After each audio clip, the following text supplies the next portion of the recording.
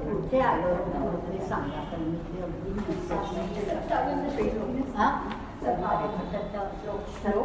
श्लोक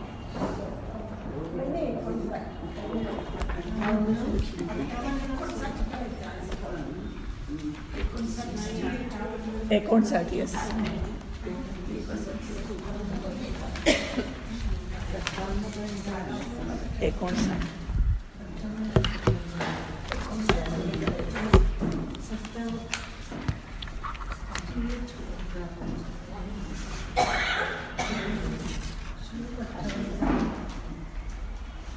सत्तावन्न झालेलं आहे पूर्ण.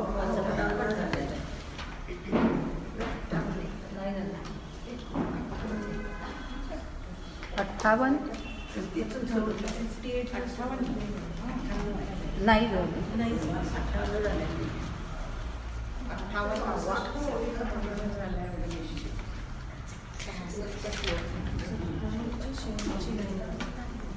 हे बघा ते 57 श्लोकातल्या 66व्या ओळीपर्यंत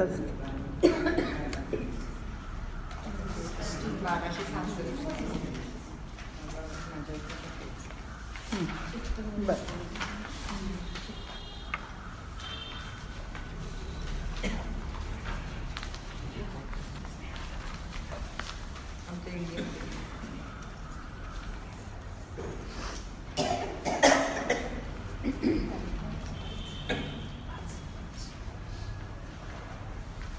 आता हा जो भाग आहे म्हणजे साधारणपणे हा 56 श्लोकापासूनचा जो भाग आहे ना तो असा आहे की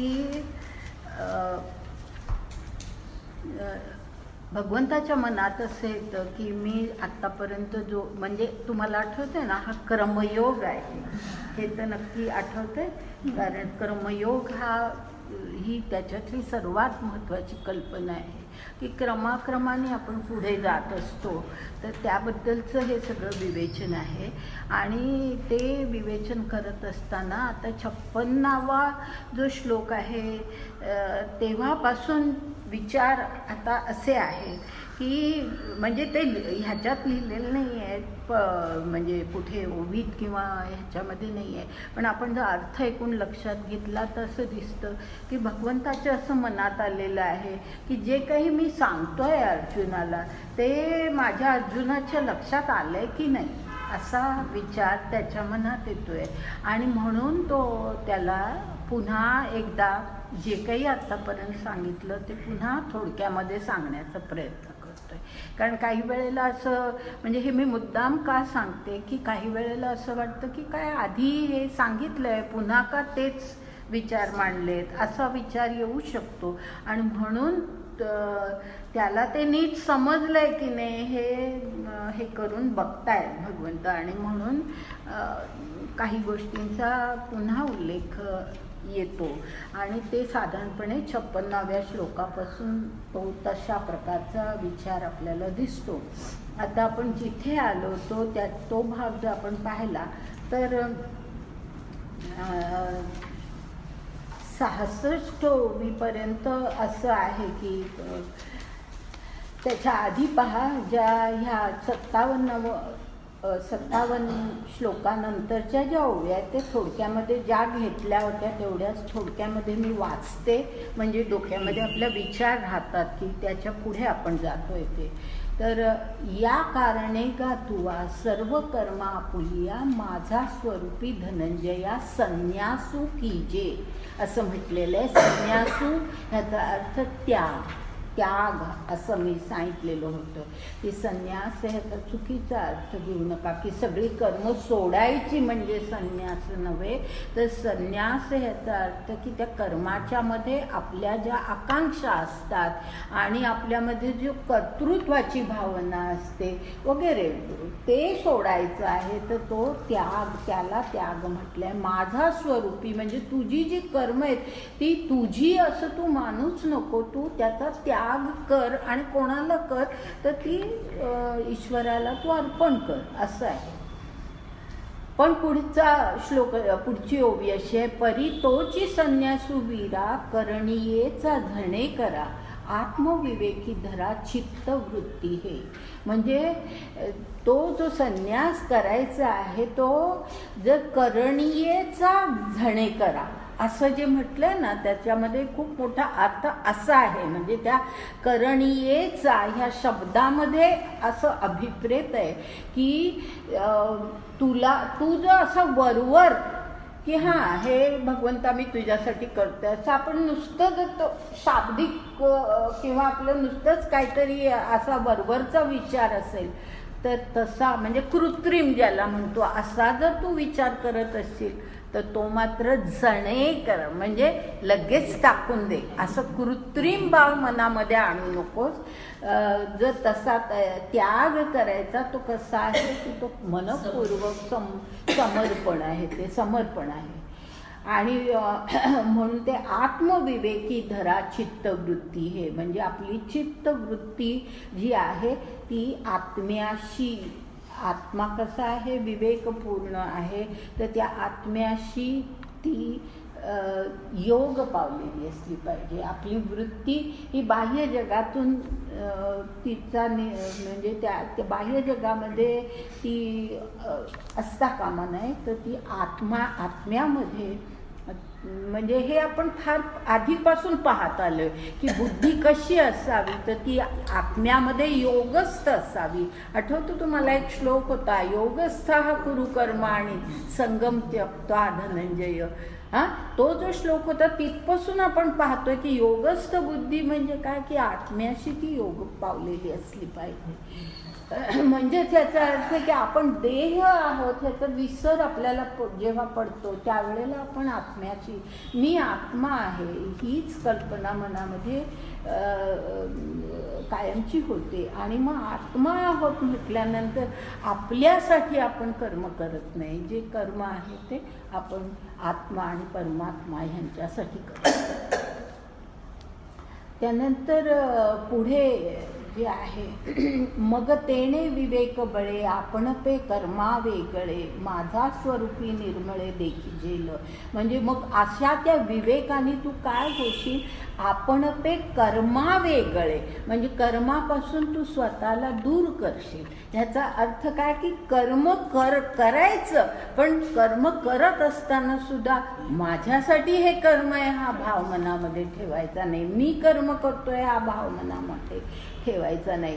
त्याला म्हणायचं कर्मा वेगळे. आणि मग माझा स्वरूपी निर्मळे देखशील, म्हणजे ते कर्म आहे ते मला तू समर्पण त्या कर्माचं करशील. अशा दृष्टीने तुझी दृष्टीच अशी होईल, अशीच तुझी वृत्ती होईल.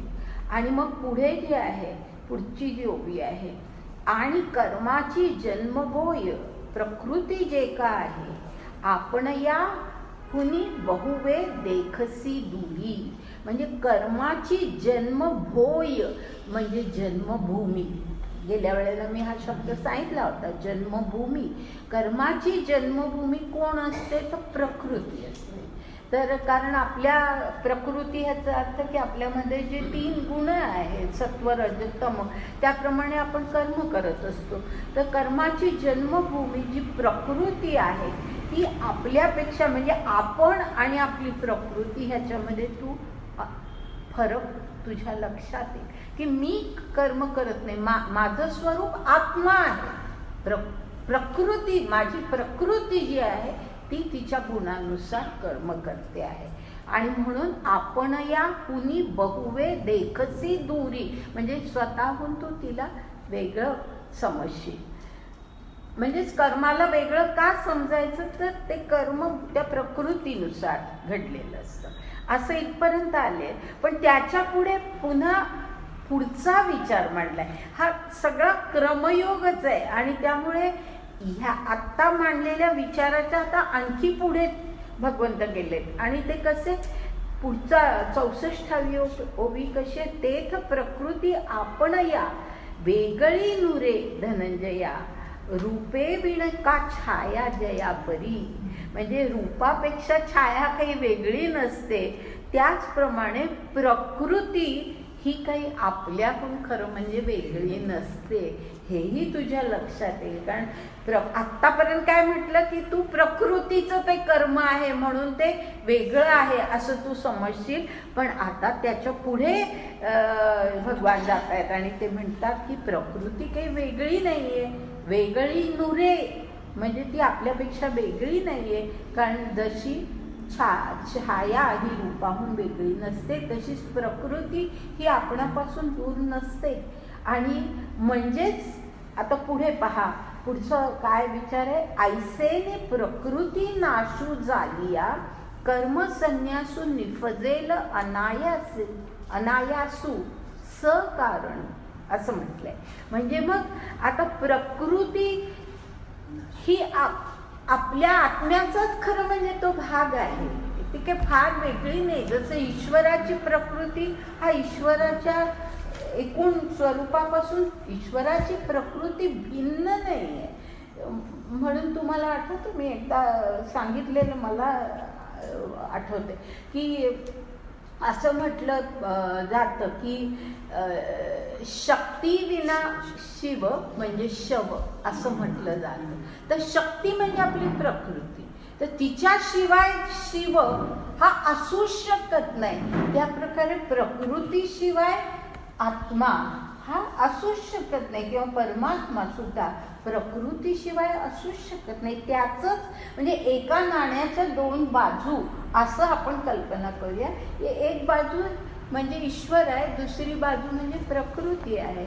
तर तसं प्रकृती ही मुळी त्या आपलंच स्वरूप आहे, असं काही ती फार भिन्न नाही आहे. आणि मग अशा प्रकारे ज्या वेळेला आपण आपल्या स्वतःला कर्मातून काढून घेतो की कर्म हे आपलं नाही आहे, त्या कर्माचं कर्तृत्वही आपलं नाही आहे, ते कर्माचं फळही आपल्याला नको आहे, असं आपण ज्या वेळेला कर्मापासून दूर होतो त्यावेळेला काय होतं, ऐसेनी प्रकृती नाशू झालया, म्हणजे हा प्रकृतीचा नाश आहे. बरं, आपण आपल्याला दूर काढून घेतो याचा अर्थ हा आपण प्रकृतीचा नाश करतो. आणि मग असा प्रकृतीचा नाश झाला की मग काय होतं, कर्मसन्यासू निफजेल अनायासू सकारण, म्हणजे कर्मसन्यास हा आपोआपच निर्माण होईल. आणि कारण का की प्रकृती कर्म करते, आता प्रकृतीचाच नाश झाला की कर्माचाही संन्यास त्याच्यातून.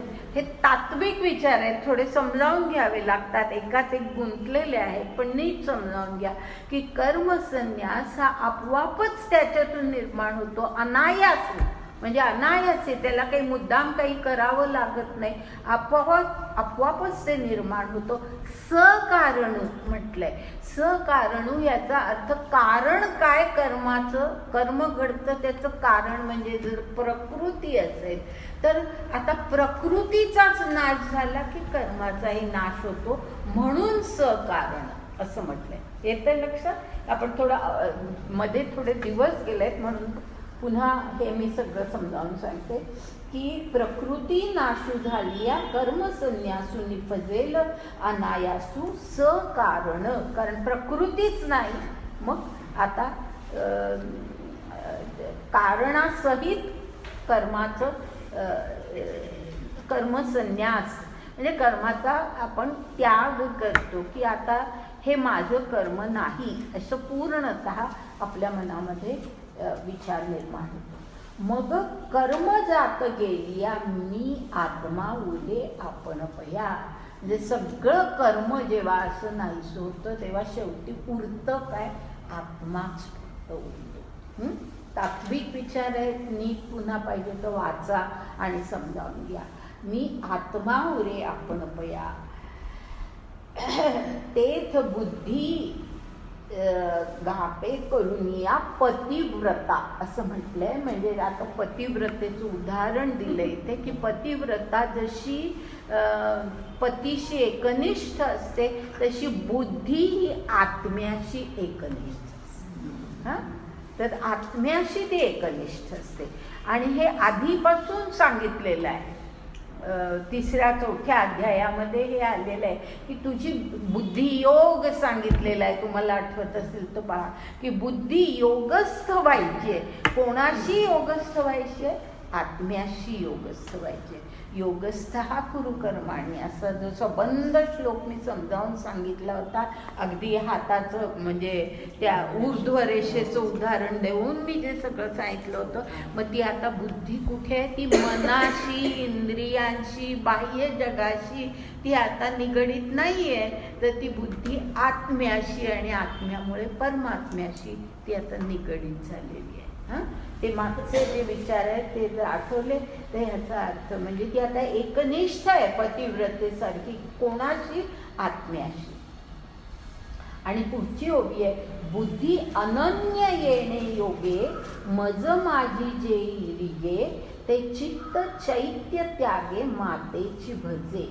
म्हणजे बुद्धी अशी जी आहे अनन्य होऊन गेलेली आहे, पतिव्रतेसारखी ती आता एकनिष्ठ झाली आहे. पतिव्रता जशी पतीशी एकनिष्ठ असते तशी ती अनन्य झालेली आहे. ती योग पावलेली आहे आत्म्याशी. मज माझी जैरिके म्हणजे त्या आत्म्याशी युक्त होऊन माझ्याशी म्हणजे भगवंताशी, ईश्वराशी. आणि ईश्वर हा त्याच्यावरती, आत्म्याच्या वरती ईश्वर.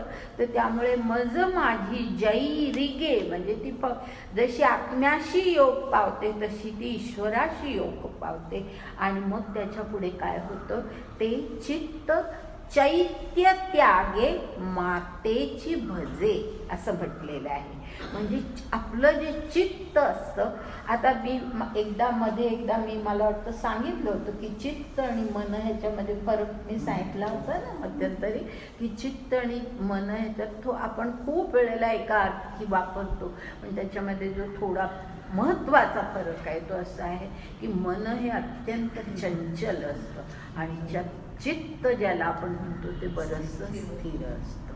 हा त्याच्यातला फरक आहे. तर ह्या ठिकाणी त्या चित्ताचा उल्लेख केलेला आहे. ते जे चित्त आहे ते चैत्य त्यागे मातेची भजे. म्हणजे चैत्य त्याग ह्याचा अर्थ नीट लक्षात घ्या. ती चैत्य म्हणजे चित्त ज्याचं चिंतन करतं, तो चिंतनाचा जो विषय असतो त्याला चैत्य असं म्हणतात.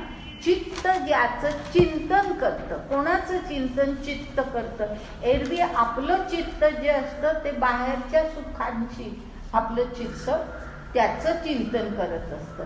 आता ते चित्तमुळे आत्म्याशी एक हे झालेलं आहे, योग पावलेला आहे. आणि म्हणून मग काय होतं? चित्त चैत्य त्यागे म्हणजे चित्त जे एरवी चिंतन करण्याचा त्याचा जो विषय असतो त्या विषयाचा त्याग करतो. चैत्य त्यागे. चैत्य म्हणजे काय लक्षात आलं ना? चिंतन करण्याचा विषय म्हणजे चैत्य. आणि त्या चिंतन करण्याच्या विषयाचा त्याग तो करून टाकतो. म्हणजे बाहेरच्या जगातल्या सुख आणि जी काही आकर्षणं असतात त्या आकर्षणांकडून आपलं चित्त मागे येतं, त्याचा त्याग करून टाकतं. आणि मग आपोआपच काय होतं? मातेची भजे म्हणजे मलाच फक्त माझे म्हणजे भजे ह्याचा अर्थ भजन करणं. ह्याचा अर्थ मी अनेक वेळा सांगितला आहे पण तो कायम लक्षात ठेवा. भजन ह्याचा अर्थ प्रेमपूर्वक भक्ती म्हणजे भजन. प्रेमपूर्वक भक्ती म्हणजे भजन.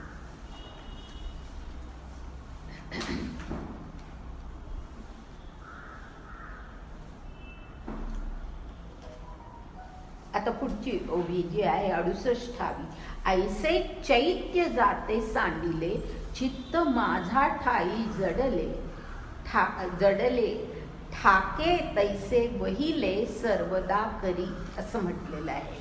म्हणजे ऐसे चैत्य जाते सांडिले. आता ह्याचा अर्थ तर कळलाय. चैत्य म्हणजे चिंतन करण्याचे एकूण सगळे जे बाकीचे विषय असतात ते सांडिले. चैत्य जात ह्याचा अर्थ सगळे चिंतनाचे बाकीचे विषय आता सोडून दिलेले आहेत. आणि चित्त माझा ठाई जडले. आता हे तर कळतं. आणि पुढे जे म्हटलंय ठाके तैसे वहिले सर्वदा करी. ह्याचाही अर्थ महत्वाचा आहे आणि तो नीट लक्षात घ्या. ठाके म्हणजे तिथे ते आता स्थिर होणं. ठाके म्हणजे स्थिर होणं. आणि वहिले ह्याचा अर्थ आहे अगदी लवकर. म्हणजे एकदा का ते चित्त आत्म्याशी आणि परमात्म्याशी एकदा का ते जोडलं गेलं, योग पावलं की तिथे ते स्थिर होतं आणि लवकरच स्थिर होतं. वहिले याचा अर्थ फार लवकर ही क्रिया पुढची घडते. वहिले म्हणजे फार लवकरच ते तिथे स्थिर होतं. आणि सर्वदा करी म्हणजे सर्वदा कायम ते आता स्थिर तिथे होतं. मग ते पुन्हा ह्या जगातल्या सुखदुःखांकडे वगैरे ते आता वळतच नाही. ते लवकर परमेश्वराशी स्थिर जोडलं जातं आणि तिथेच ते स्थिर होतं. आता ह्याच्यानंतर 58वी ओवी आणि त्याच्यानंतर 58वा श्लोक. तो श्लोक घेत नाहीये मी, पण ओव्या घेतोय आपण. मग अभिन्ना या सेवा चित्त मियाची भरेल जेव्हा, माझा प्रसादू जाण तेव्हा संपूर्ण झाला. सहज कळलं असेल की असं ज्या वेळेला माझ्यापासून ते चित्त तुझं अभिन्न, म्हणजेच तूच माझ्यापासून ज्या वेळेला अभिन्न होशील, पूर्णपणे एक. ह्या ठिकाणी भिन्न काय माहितीये का, काही वेळेला आपण हा जो शब्द आधी लावतो ना, तो काही वेळेला नकारार्थी, बऱ्याच म्हणजे नकारार्थी हा कायमच असतो, पण काही वेळेला तो विशेषत्वानी भिन्न असं दाखवण्यासाठी तो शब्द वापरला जातो. ह्याचं आणखीन उदाहरण पहा.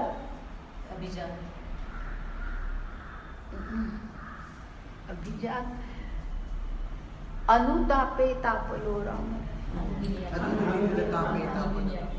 ती संबंध हे काय, अचपळ. हा जो शब्द आहे ना, अचपळ मन माझे, हा तो त्याच्यामध्ये खरं म्हणजे अचपळ ते म्हणजे माझं मन अचपळ म्हणताना, चपळ म्हणजे चंचल, परंतु अचपळ म्हणजे आता ते स्थिर झालेलं आहे. स्थिर झालेलं तो काही वेळेला मराठीमध्ये अशा प्रकारे लावला जातो की त्याच्यामध्ये ज्या वेळेला आपण एखाद्या गोष्टीवरती भर द्यायचा असतो, विशेषत्वाने ती गोष्ट सांगायची असते, त्यावेळेला लावला जातो. तसा इथे आहे की मग अभिन्ना या सेवा म्हणजे आता अभिन्न झालेला आहे, तो भिन्न राहिलेला नाहीये, तो आता अभिन्न झालेला आहे. या सेवा चित्त मियाची भरेल जेव्हा, म्हणजे ज्या वेळेला त्याचं चित्त सगळं माझ्या त्या चित्तामध्ये मीच भरून राहील, माझा प्रसाद जाण तेव्हा संपूर्ण झाला. संपूर्ण झाला म्हणजे माझा त्याला आता पूर्णतः सर्व जो काही प्रसाद आहे तो त्याला पूर्णतः मिळालेला आहे. आता हे जे आहे ना, हा जो प्रसाद वगैरे ह्या ज्या सगळ्या गोष्टी आहेत ना, ह्या प्रसाद या गोष्टी आता आपण शिकताना जे हे शब्द येत आहेत, हे पसाय दानाच्या संदर्भात सुद्धा लक्षात घ्या की तिथे पसाय मागितलेलं आहे, म्हणजे प्रसाद मागितलेला आहे. तो जो प्रसाद आहे ना, इथपासूनच सुरुवात केली आहे की ज्या वेळेला त्याचं म्हणजे भक्ताचं चित्त भगवंताशी पूर्णतः एकरूप होतं, त्याच्या चित्तामध्ये फक्त भगवंतच भरून राहतो, त्यावेळेला आपोआपच प्रसाद मिळतो.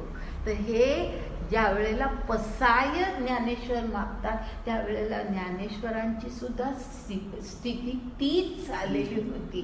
हे मी कदाचित त्यावेळेला सांगताना विसरले तरी आपल्या वर्गातल्या लोकांना तरी ते लक्षात आलेलं पाहिजे असावं की प्रसाद हा जो आहे तो माझा प्रसाद जाण तेव्हा संपूर्ण झाला, म्हणजे त्याला पूर्णतः मिळालेला आहे. आता तिथून पुढच्या काही ओव्या सोडून आता 1274 ओवी. 1274. आता अर्जुनाला भगवंत कसं सांगतायत पहा, की अथवा म्हणजे आता त्याला ह्या ज्या उभ्या आहेत ना तिथे असं सांगायचं आहे की अर्जुना, माझं मी जे तुला हे सांगतोयस की तू असा माझ्याशी एकरूप होऊन राहा, तुझं चित्त पूर्णतः माझ्यामध्येच असू दे वगैरे हे सगळं सांगताय हे. तर ते सांगितल्यानंतर मनामध्ये भगवंतांचा असा विचार येतोय, हे अर्जुनाला नीट कळलं पाहिजे आणि त्याच्यापेक्षा तो वेगळा काही वागता कामा नाहीये, ही कुठेतरी मनात चिंता आहे भगवंताच्या. आणि म्हणून ते काय म्हणतात, अथवा हन अहम भावे, माझे बोलणे हे आगवे, काना मनाची शिवे ने दिसी टेको. म्हणजे जर समजा अहमभाव तुझ्यामध्ये असेल अर्जुना, अजूनही जर तुझ्या मनामध्ये अहमभाव असेल की मी अर्जुन हेच जर तुझ्या मनामध्ये असेल तर मग आणि त्यामुळे माझं हे बोलणे आघवे, माझं हे सर्व जे काही मी तुला सांगतोय ते तू काना मनाची शिवे ने दिसी टेको. म्हणजे काना मनाला च्या शिवेला, शिव म्हणजे सीमा, त्या सीमेला सुद्धा जर तू टेकायला दिलं नाहीस, म्हणजे काय वरवर कानात आत जायलाच दिलं नाही, मनात आत जायलाच दिलं नाहीस, तर मग नेदिसी टेको म्हणजे. आणि मग त्याच्या पुढे काय म्हटलंय, तरी मग काय होईल असं जर तू वागशील, म्हणजे अहमभावानेच जर तू अजूनही याच्या पुढे वागशील तर मग काय होईल, तरी नित्यमुक्तो अव्ययो तू आहासी. तिथे कॉमा द्या म्हणजे व्यवस्थित हे कळतं. तरी नित्यमुक्तो अव्ययो तू आहासी, ते होऊनी वावो देह संबंधाचा धावा वाजेल अंगी. म्हणजे तू अर्जुना खरं म्हणजे कसं आहेस, तर तू नित्य मुक्त आहेस. म्हणजे अर्जुन, भगवंताला माहिती होतं की अर्जुनाचा आत्मा हा अत्यंत उच्च स्तरावरती पोचलेला आहे, म्हणजे आता तो अगदी पूर्ण ईश्वरत्वाला जाणार आहे अशा स्थितीला तो आलेला आहे. आणि म्हणून त्याला असं म्हटलेलं आहे की तू खरं म्हणजे नित्यमुक्त आहेस अर्जुना, तू नित्यमुक्त आहेस, तू अव्यय आहेस. म्हणजे जसा ईश्वर अव्यय असतो, व्यय म्हणजे काय की काही नाश पावणं, तर अविनाशी. तर अव्यय म्हणजे अविनाशी किंवा कुठल्याही प्रकारचा बदल न होणारा तो अव्यय. अक्षर अव्यय हे त्यार्थी शब्द वापरले जातात. तर तू खरं म्हणजे नित्यमुक्त आहेस, तू खरं म्हणजे अव्यय आहेस. तर तरी नित्यमुक्त अव्ययो तू आहासी, ते होऊन वावो. म्हणजे असा तू असताना, असा तू खरं म्हणजे तुझं स्वरूप आहे, ते होऊन वावो. म्हणजे असं असताना काय घडेल, वावो म्हणजे चुकीचं काय घडेल, तर देह संबंधाचा धावो वाजेल अंगी. म्हणजे तू पुन्हा जो खरं म्हणजे आत्म्याशी तुझी बुद्धी आणि तुझं सगळं स्वरूप जे निगडीत आहे, आणि म्हणून तू अव्यय आहेस, आत्म्याशी आणि परमात्म्याशी खरं म्हणजे तू एकरूप होत आलेला आहेस. ते सगळं सोडून तू पुन्हा जशी सामान्य माणसं असतात की देह संबंधी असतात, ते त्यांच्या मनामध्ये मी देह हीच कल्पना सामान्य माणसाच्या मनामध्ये असते, तसंच तुझं होईल. तू म्हणजे जी तुझी स्थिती आहे ती सगळी वाया जाईल आणि तू काय होशील, तर देह संबंधांचा धावो वाजेला अंगी. म्हणजे पुन्हा तुझ्या मनामध्ये आपण देह, अर्जुन हा देह आहोत, हाच विचार मनामध्ये तुझ्या मनामध्ये येईल. म्हणजे तू इतक्या उंचीला पोचलेला आहेस. आणि तेच तर गीतेमध्ये पहिल्यापासून भगवंत त्याला सांगतायत की अर्जुना तू असं करू नकोस, कारण तुझी फार स्थिती उच्च आहे आणि तू एखाद्या सामान्य माणसासारखा वागतोय, तिथे तू चुकतोय. आणि तेच आता पुन्हा सांगतायत की देह संबंधाचा धावो वाजेला अंगी, म्हणजे पुन्हा तू तसाच एक सामान्य माणसासारखा मी देह, मी अर्जुन अशा प्रकारे तू वागायला लागशील. आणि पुढे म्हटलंय, जया देह संबंधाती प्रतिपदी आत्मघातू भुंजता उसंतू कहीच नाही. म्हणजे जेव्हा जया म्हणजे ज्याच्या बाबतीमध्ये, जया म्हणजे ज्याच्या बाबतीमध्ये देह संबंध आतू म्हणजे ज्याच्या बाबतीमध्ये असा देह संबंध. आता देह संबंध म्हणजे काय कळलं ना, की मी देह आहे, की जसं आपण सामान्य माणसं मानतो, आपल्या देहाला आपण महत्त्व देतो, तर तसं ज्या वेळेला घडतं, जया देह संबंध आतू म्हणजे ज्या वेळेला अशी माणसं देह संबंध त्याच गोष्टीला महत्त्व देतात, त्याच दृष्टीने विचार करतात, तेव्हा त्यांचं काय होतं, प्रतिपदी म्हणजे प्रत्येक त्यांच्या करण्यामध्ये, त्यांच्या प्रत्येक जीवनातल्या प्रत्येक घटनेमध्ये काय होत असतं, आत्मघात होत असतं. आत्मघात म्हणजे ज्या वेळेला आपण आत्मा नाही, आपण देह आहोत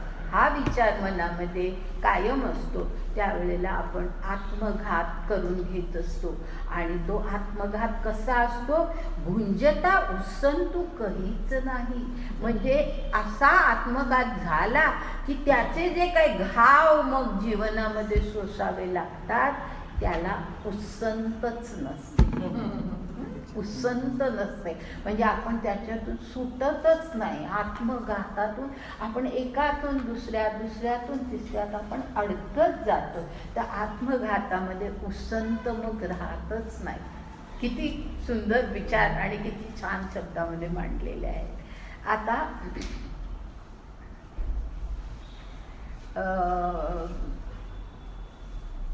त्याच्या पुढे 59व्या श्लोकानंतरच्या ओव्या आता आपण पाहूया.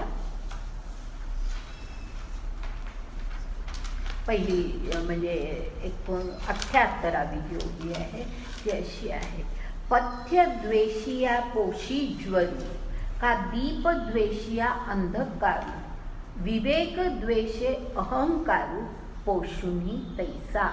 म्हणजे पथ्य द्वेषिया म्हणजे ज्या रोगी माणसाला काहीतरी पथ्य पाळलं पाहिजे, तो जो पथ्याचा जर द्वेष करत असेल तर तो कसा असतो, पथ्यद्वेषी. तर तो पथ्यद्वेषिया पोषी ज्वरू म्हणजे तो आपला रोग, आपला ज्वर किंवा इतर कुठलाही रोग वाढवून घेत असतो. तसं दीपद्वेषिया अंधकारू, जो माणूस दीपाचा द्वेष करतो त्याच्या जीवनामध्ये अंधारच फक्त असतो. आणि विवेक द्वेषे अहंकारू, विवेकाचा द्वेष आपण केला तर काय वाढतं, तर अहंकार वाढत असतो. तर अशा प्रकारे पोषुनी तैसा म्हणजे आपण जर अशा उलट्या प्रकारे आपण जर वागत गेलो तर हे अशा नको त्या गोष्टी आपण पोसत असतो. आणि आता पहा पुढे 69व्या ओवीमध्ये स्पष्टच म्हटलंय की म्हणजे आधी फक्त एवढंच सांगितलंय, अहंकारच तुझ्या मनामध्ये असेल तर मग काय होईल हे त्याला मग तू जे काही तू आत्मघात करून घेशील त्याच्यातून उसंत मिळणार नाही, एवढं आधी सांगितलंय. आता स्पष्ट शब्दामध्ये सांगितलंय अर्जुनाला, स्वदेहा नाम अर्जुनू परदेहा नाम स्वजनू संग्रामा नाम मलिनू पापाचारू. म्हणजे जर तू असा विचार केला की स्वदेह, मी म्हणजे कोण आहे, तर अर्जुन नावाचा स्वदेह आहे. आणि हे परदेह जे आहेत ते कोण आहेत, माझे स्वजन आहेत. आणि संग्रामा नाम मलिनू पापाचारू म्हणजे हा सगळा संग्राम म्हणजे काय, तर अगदी मलिन म्हणजे अत्यंत वाईट कृत्य आहे आणि पापपूर्ण असं कृत्य आहे. असाच विचार तुझ्या मनामध्ये जर राहिला. आता पुढची ओवी त्याला लागून खरं म्हणजे घ्यायचे, इया मती आपुलिया तिघा तीन नामे यया ठेवूनिया धनंजया न झुंजे ऐसा, जीवा माझी निष्टंको करिसी जो आत्यंतिको तो वाया धाडील नैसर्गिक स्वभावाची तुझा, असं हे कर. म्हणजे सगळ्या या ओव्या एकत्र आहेत.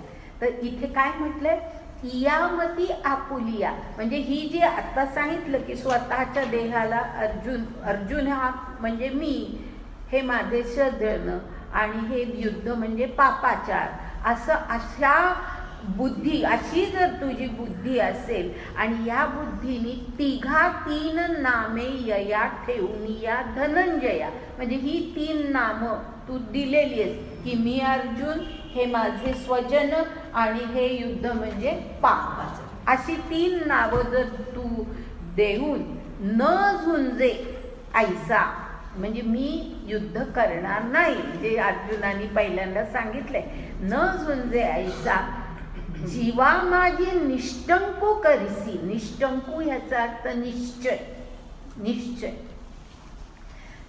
असा जर तू निश्चय करशील, जीवा माझी म्हणजे जीवा भावानी, असा तू असा एक निश्चयच करून टाकशील. निष्टंकू करिसी, जो आत्यंतिक टोकाला तू जातोय, तू त्याच्यामध्ये विवेकाने विचारच केलेला नाही आहे. तर जीवा माझी निष्टंकू करिसी, जो आत्यंतिकू, असा आत्यंतिक असा जर निश्चय तू करशील तर काय होईल, तो वाया धाडील नैसर्गिक स्वभाव तुझा, म्हणजे तुझा जो स्वभाव नैसर्गिक, तू क्षत्रिय आहेस, क्षत्रिय राजपुत्र आहेस, अत्यंत पराक्रमी म्हणून तुझी कीर्ती आहे, हा तुझा नैसर्गिक स्वभाव आहे. आणि त्या स्वभावाला तू वाया धाडील, वाया धाडील नैसर्गिक स्वभावाची तुझा, म्हणजे तुझ्या या सगळ्या खऱ्या ज्या नैसर्गिक वृत्ती आहेत त्या तू वाया घालवशील. पुढे बघा, आणि तेच विचार आहे पण थोडेसे आणखी वेगळ्या शब्द. आणि मी अर्जुनू, हे आत्मिक, यया वधू करणे हे पातक, हे माया वाचुनी तात्विक काही आहे, म्हणजे ना क्वेश्चन मार्क, प्रश्नचिन्ह आहे तिथे, की आणि मी अर्जुन, हे आत्मिक म्हणजे स्वतःला अर्जुन समजणं, ह्यांचा वध करणं हे पाप आहे असं समजणं, हे माया वाचून तात्विक काही आहे. हे माया म्हणजे हे सगळं खोटं आहे किंवा हे तुझे विचार चुकीचे आहेत. आणि हे जो तात्विक शब्द आहे ना, त्याचा अर्थ ह्याच्यामध्ये काही तथ्य आहे का, असं मायेशिवाय ह्याच्यामध्ये काही तथ्य आहे का. माया आहे ही सगळी, तुझ्या मनातले चुकीचे विचार आहेत आणि त्याच्यामध्ये काही तथ्य आहे का, त्याच्याशिवाय मायेशिवाय ह्याच्यामध्ये काही तथ्य आहे का. तात्विक ह्याचा अर्थ या ठिकाणी तथ्य असा आहे, तथ्य आहे का, त्याच्यामध्ये काही दुसरं काही तथ्य आहे का. पुढे काय म्हटलंय, आधी झुंजार तुवा होवावे, मग झुंजावया शस्त्र घ्यावे, का न झुंजावया करावे देवांगण. म्हणजे आधी तू झुंजार, म्हणजे मला इथे लढायचंय या तयारीने तू इथे आलेला आहे, त्याच्यासाठी आयुष्यभर सगळं तू शिक्षण घेतलेलं आहेस म्हणून ते झुंजार असं म्हटलेलं आहे. तर सगळा तो भाव त्याच्यामध्ये आहे की तू झुंजण्यासाठीच आतापर्यंत स्वतःच्या जीवाची तयारी केलेली आहे. आणि मग झुंजावया शस्त्र घ्यावे, शस्त्र घेतलेलं आहे हातामध्ये, आणि का न झुंजावया करावे देवांगण. म्हणजे आता देवांगण ह्याचा अर्थ जो आहे ना, तो आपल्याला एकदम लक्षात येत नाही, पण त्याचा अर्थ शपथ घेणं असा आहे. शपथ घेणं, देवाची शपथ घेतो ना आपण, शपथ घेणं की आता इथे आल्यानंतर मी झुंजणार नाही म्हणून तू शपथ घेतोय. म्हणजे आधी झुंजण्याची सगळी आयुष्यभर तयारी केली आहे, हातात शस्त्रही घेतलेत आणि रणभूमीवरती आलेला आहे, आणि इथे आल्यानंतर आता शपथपूर्वक तू सांगतोस की मी झुंजणार नाही.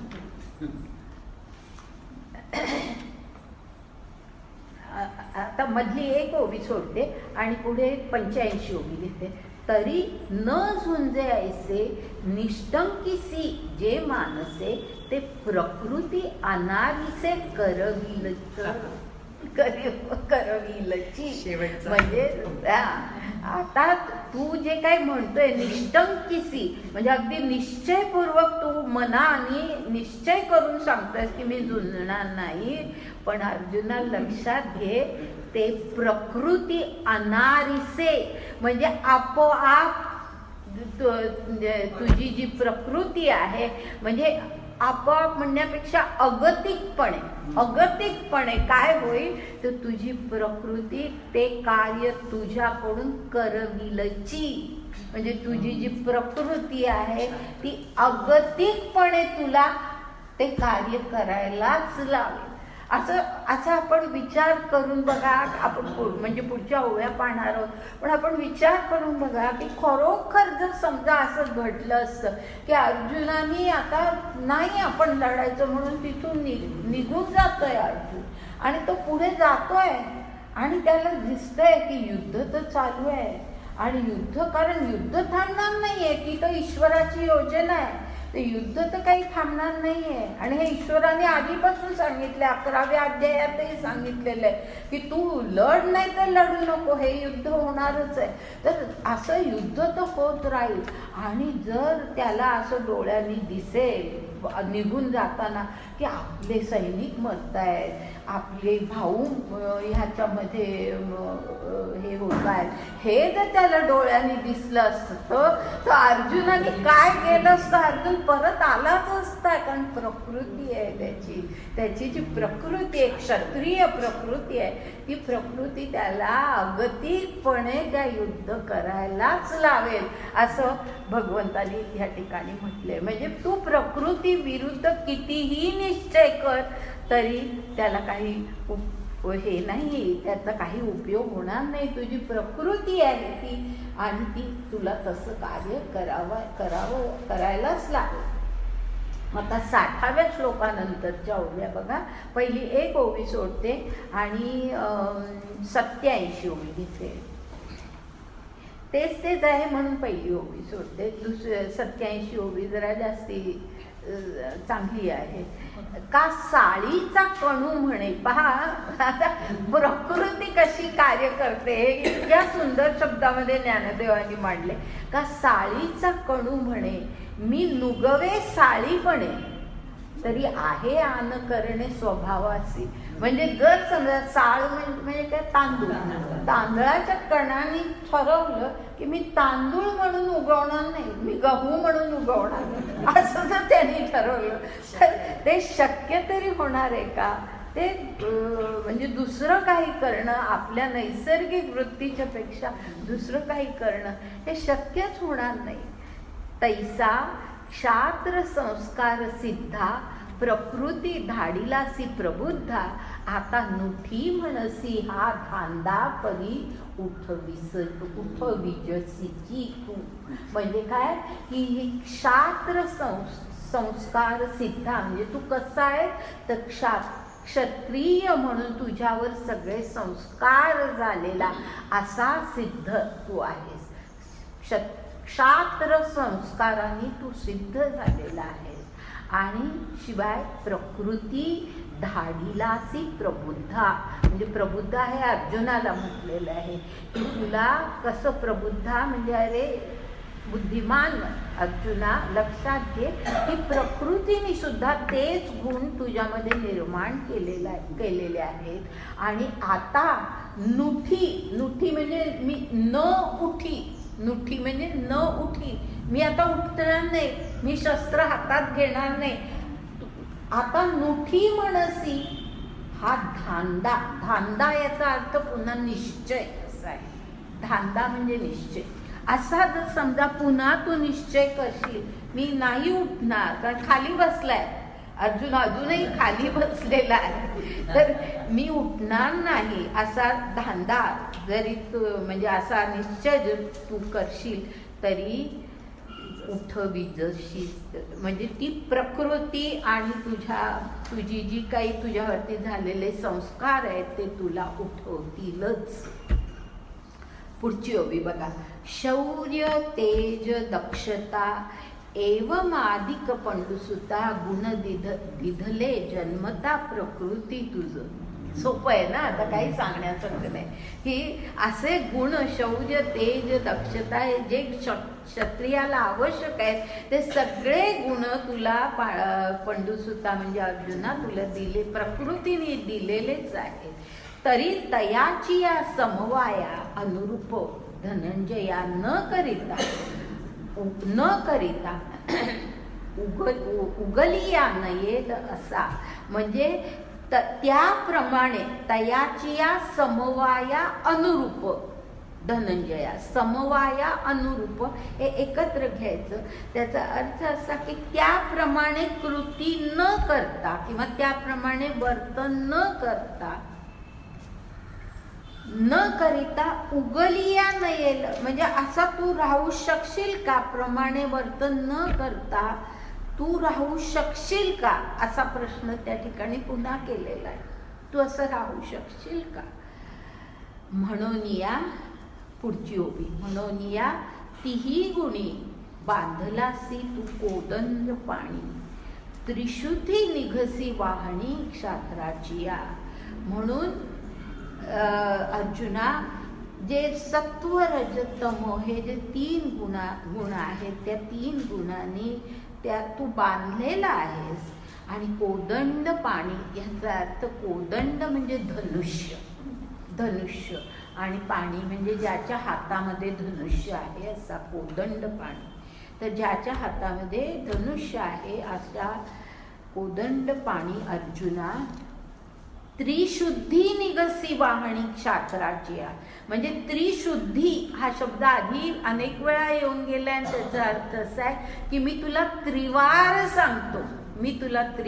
सांगतो की निघसी वाहणी क्षात्राची, तू क्षात्र या धर्माप्रमाणेच तू वागशील हे मी तुला त्रिवार सांगतो. पुढे 92 विजय. गा हे आपुले जन्ममूळ न विचारातची केवळ, न झुंजे ऐसे अढळ व्रत जरी घेसी तरी म्हणजे पुढची ओवी नंतर घेते की जरी जन्ममूळ म्हणजे काय, शास्त्र हे त्याचं जन्ममूळ हो की नाही, की क्षत्रिय म्हणून तो जन्मला, ते गुण त्याच्यामध्ये आलेले आहेत. तो अर्थ त्या जन्ममूळ ह्या शब्दामध्ये उपवचन त्याच्यामध्ये हे जे सगळं जन्माने झालेलं आहे. तर असं जे सगळं तू घेऊन आलेलं आहेस आणि ते विचारामध्ये न घेतात, ते स्वतःच्या त्याचा विचार न करता केवळ न झुंजे ऐसे अढळ व्रत जरी घेसी, की नाही मी नाही झुंजणार असं अगदी अढळ व्रत जरी तू घेसी. तर पुढे बघा कशी ओवी आहे. तरी बांधोनी हात पाय जो रथी घातला होये, तो न चले तरी जाये दिगंताचे वी. म्हणजे ज्याचे हातपाय बांधून रथामध्ये ठेवलेला आहे तो स्वतः चालत नाही, स्वतः काही कृती करत नाही, तरी सुद्धा रथ जसा जसा पुढे जातो तसा तू पुढे जातो.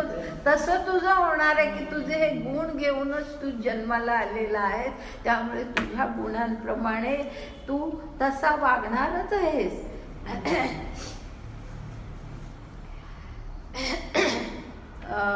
तैसा तू आपुलियाकडूनी मी कहीच न करी म्हणून ठासी, परी भरवसेनी तुची करीसी. म्हणजे तू कितीही जरी, आता मी अगदी थोडक्यात अर्थ सांगते, फार सोपं आहे. थोडक्यात अर्थ असा आहे की तू कितीही अगदी जुळणार नाही म्हणून तू अगदी ठरवलंस तरी सुद्धा मला भरवसेनी, मला खात्री आहे की तू तुझ्या प्रकृतीप्रमाणेच वागणार आहेस. आता बघा त्याला उदाहरण दिलंय बरं का, त्याच्याच आयुष्यातली एक घटना त्याला आठवून दिलेली आहे की तू असं केलं होतंस पूर्वी, हे त्याला आठवून दिलेलं आहे. आणि ते काय आहे तर उत्तर वैराटीचा राजा पळता तू का निघालासी झुंजा, हा क्षात्र स्वभाव तुझा झुंजवील तुझं. म्हणजे विराट राजाच्याकडे हे ज्या वेळेला अज्ञातवासामध्ये होते त्यावेळेची ती ही गोष्ट आहे की विराट राजाकडे असं झालेलं होतं की विराट राजा नव्हता राजधानीमध्ये, आणि अशी घटना घडलेली होती की थोडी म्हणजे कथा ही थोडी मागे जाऊन सांगते, म्हणजे ते बरोबर सांगतं की विराटाच्याकडे हे सगळेजण काय काय काय काय काम करत होते, 5 पांडव आणि द्रौपदी. तर द्रौपदी ही विराट राजाच्या पत्नीची, राणीची दासी होती. आणि त्यांच्याकडे जो सेनापती होता कीचक नावाचा, तो त्या कीचकाचं लक्ष ह्या द्रौपदीवरती होतं. आणि एकदा तो राजा, विराट राजा राजधानीमध्ये नसताना असा एक प्रसंग घडला की कीचक तो त्या द्रौपदीच्या मागे, म्हणजे तिला तो पकडून हे करणार होता, त्यावेळेला तिचं अपहरण करायचं असा विचार त्याच्या मनामध्ये होता आणि तो तिच्या मागे धावत होता. ते भीमानी पाहिलं आणि भीमानी कीचक वध केला, त्या ठिकाणी कीचकाचा वध केला. तर ही बातमी कौरवांपर्यंत पोचली की कीचकाचा वध झाला. त्यावेळेला कौरवांच्या हे लक्षात आलं, म्हणजे विचार आला मनामध्ये की कीचकाचा वध करणं ही सहज गोष्ट नाही आहे. ही कीचक वध करणं हे पांडवांशिवाय दुसरं कोणी करू शकणार नाही. ह्याचा अर्थच असा की पांडव अज्ञातवासामध्ये जे राहिलेले आहेत ते विराट राजाकडे आहेत. आणि म्हणून सगळे कौरव, अगदी भीष्म वगैरे सगळे, दुर्योधन, कर्ण, सगळे सैन्य घेऊन विराटाकडे आले. आणि निमित्त असं हे होतं की विराटाच्या गायी पळवायच्या, की त्यावेळेला बोधन हे खूप महत्त्वाचं, तर आपण तेवढ्यासाठी आलो असं दाखवलं. मूळ आपलं कारण त्यांनी दाखवलं नाही, पण त्यासाठी ते तिथे आलेले होते.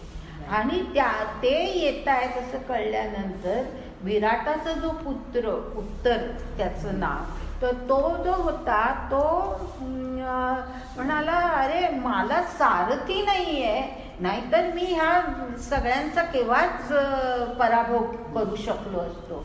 तर अर्जुन म्हणाला, ठीक आहे मी तुझा सारथी होतो. म्हणजे अर्जुन त्यावेळेला त्या बृहन्नडेच्या वेशात होता. तर तो म्हणाला की मी तुझा सारथी होतो, तू चल, तू लढ. आणि रथ घेऊन हा सारथी आणि उत्तर पुढे गेला.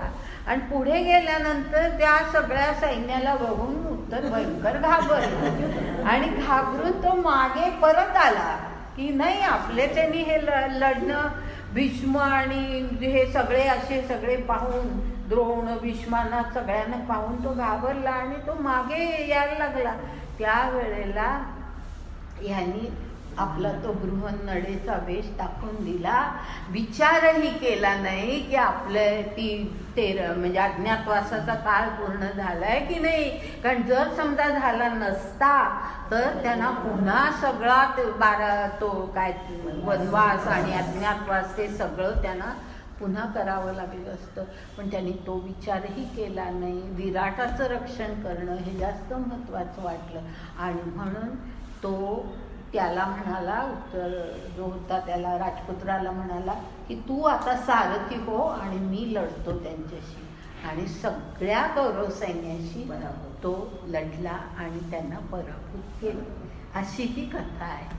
तर त्याची आठवण या ठिकाणी करून दिलेली आहे त्याला, की त्यावेळेला कसा तू विचार सुद्धा केला नाहीस की अज्ञातवासाचा काळ संपलाय की नाही, हा विचार सुद्धा मनात आला नाही. कारण तुझी प्रकृती जी आहे ना, क्षात्र प्रकृती, त्यानुसार तू तेव्हा जसा वागलास ना तसंच आत्ताही होणार आहे, असं त्याला सांगतायत.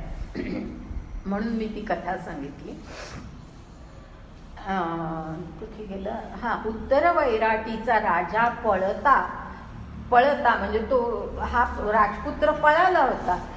तू का निघालासी झुंजा, म्हणजे तू का गेलास लढाई करायला? हा क्षात्र स्वभाव तुझा झुंजवील तुझं. हा तुझा जो खरा स्वभाव आहे तो तुला आता सुद्धा लढवणारच आहे. महावीर अकरा अक्षोहिणी तुवा ये नागविले रणांगणी, तो स्वभाव कोदंड पाणी झुंजविल तुझे. म्हणजे हे 11 अक्षोहिणी सैन्य होतं कौरवांचं, आणि यांचं 7 अक्षोहिणी, म्हणजे यांचं सैन्य सुद्धा पांडवांचं कमी होतं. पण तरी सुद्धा या सगळ्यांना तू पूर्ण पराभूत करशील आणि तुझा हा स्वभाव लढायलाच लावेल असं म्हटलेलं आहे.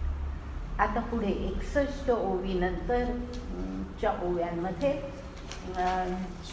पहिल्या काही 3-4 ओव्या मी काढते कारण मी जोडून घेते म्हणून.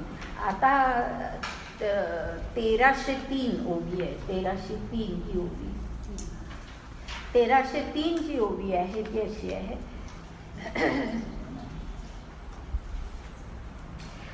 3-4 ही जो दुसरी ओवी आहे ना, 1302 जी ओवी आहे, त्याच्यातला त्या आधीच असो रूपक हे सोडून द्या, कारण ते रूपक आधी जे सांगितलंय ते मी सोडून दिलंय, म्हणून तेवढे शब्द सोडा आणि तो ईश्वरू एवढंच फक्त लक्षात घ्या. तो ईश्वरू आणि त्याच्याशी आता 3री ओवी जोडून द्या. आलं लक्षात मी काय सांगते ते? तो ईश्वरू आणि आता 3री ओवी आपण वाचतो, म्हणजे ईश्वराबद्दलचं आहे. आणि ते काय आहे? तो ईश्वर स्वमायेचे आडवस्त्र लावून एकला खेळवी सूत्र, बाहेरी नटी छायाचित्र 84 लक्ष. म्हणजे आता त्याला प्रकृतीचा विचार आधी सांगितला, आता त्याला वेगळा विचार सांगताय की हे जे सगळं काही घडतं ना अर्जुना, ते सगळं ईश्वर घडवत असतो. म्हणजे तुला लढायला ईश्वरच लावणार आहे. आणि ते सांगण्यासाठी आता ते वेगळ्या प्रकारे कसं सांगतायत की जसं ते हे असतं ना कठपुतळी, ते कठपुतळीची दोरी हलवणारा सूत्रधार जो असतो तो नुसतं सूत्र हलवतो, हालचाल कोण करतं? तर त्या भावल्या करतात. तसं आपलंही जीवन असतं की सूत्रधार ईश्वर असतो आणि आपण नुसते हालत असतो. तो जसा हलवेल तसे आपण हालत असतो. हे आता त्याला एक वेगळ्या प्रकारे त्याला सांगताय की स्वमायेचे आडवस्त्र, म्हणजे स्वतःच्या मायेचं आडवस्त्र घेऊन, पडदा घेऊन, एकला खेळवी सूत्र, म्हणजे कोण? तो सूत्रधार कोण? ईश्वर. म्हणून मी तो ईश्वर हे आधी शब्द घ्या असं मी म्हणून सांगितलं. एकला खेळवी सूत्र, बाहेरी नटी छायाचित्र 84 लक्ष, म्हणजे बाहेरच्या पटावरती 84 लक्ष चित्र दिसतात, म्हणजे 84 लक्ष योनी. इतकी विविध प्रकारची माणसं आपल्याला जगामध्ये दिसतात. माणसं असं नव्हे, एकूण 84 लक्ष योनीचे आकार, आपापले जीव आपापली काही ना काहीतरी कार्य करत असतात. त्या कार्यांना कार्य करवणारा कोण आहे? तो सूत्रधार मात्र तो ईश्वर आहे. तया ब्रह्मादी कीटकात ती अशेषाही भूत जाता देहाकार योग्यता पावोनी दावी.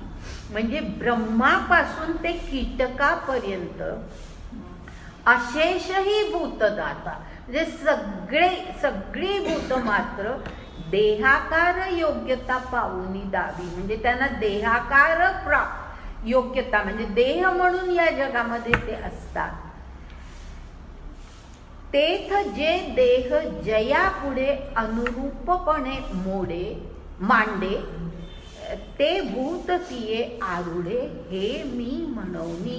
म्हणजे असे वेगवेगळे देह त्यांना लाभलेले असतात आणि त्या देहानुसार आपण मात्र काय म्हणतो, म्हणजे आपण प्रत्येक जण, प्रत्येक भूत मात्र सुद्धा, अर्जुन सुद्धा आपण काय म्हणतो, ते भूत तिये आरुढे हे मी म्हणवनी. म्हणजे मी म्हणवनी ह्याचा अर्थ असा की त्या भूतमात्राला मी म्हणजे देह, आपला देह म्हणजे मी, हा विचार प्रत्येक भूतमात्राच्या मनामध्ये असतो. आलं लक्षात?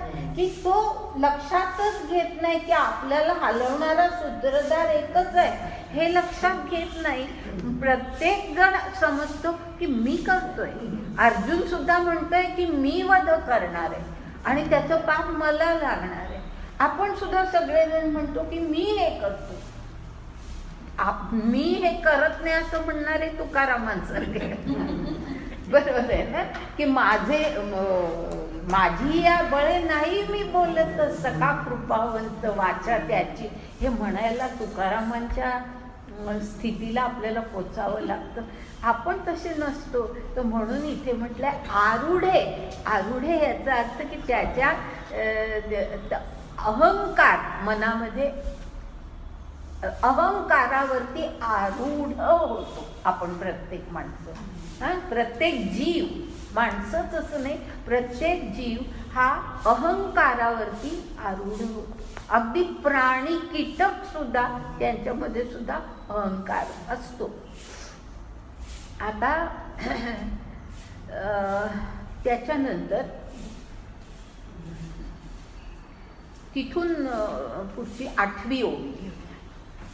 मधल्या 1-2 ओव्या गायते, 1 ओवी गायते किंवा 2.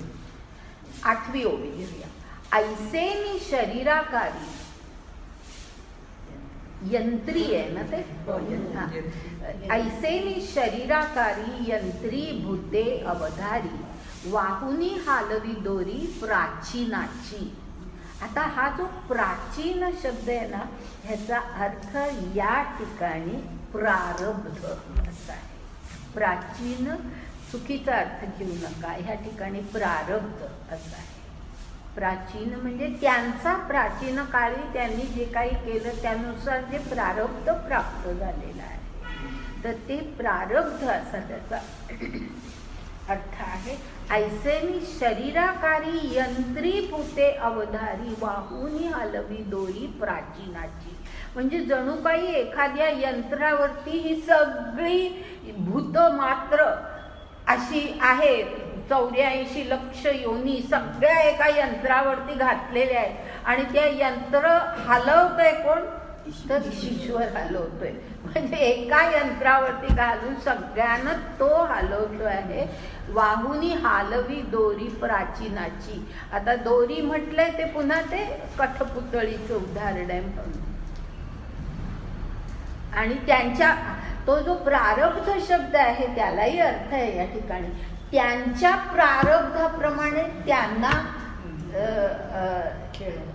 जी काही अवस्था, जीव अवस्था प्राप्त होते ती त्यांच्या प्रारब्धाप्रमाणे होते. म्हणजे त्यांनी जे काही आधी केलेलं आहे कर्म, संचित कर्म, त्यातलं जे प्रारब्ध आहे ते त्यांच्या वाट्याला आता आलेलं आहे आणि त्यानुसार ते जीव आता शरीरामध्ये आलेले. पण ते जे कार्य करतात त्याला त्याची दोरी हलवणारा मात्र ईश्वर आहे.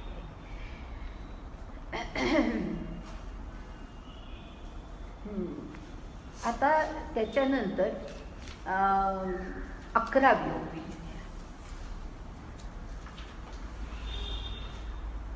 तैसी ईश्वर सत्ता योगे चेष्टती भूते. एवढंच मी घेते हा.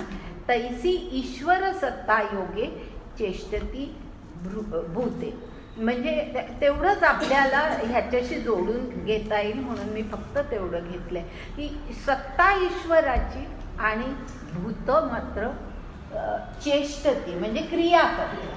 म्हणजे आता अर्जुनाला ते सांगतात की तुला युद्धाची क्रिया केली पाहिजे, तुला लढलं पाहिजे, ही तुझी क्रिया आहे.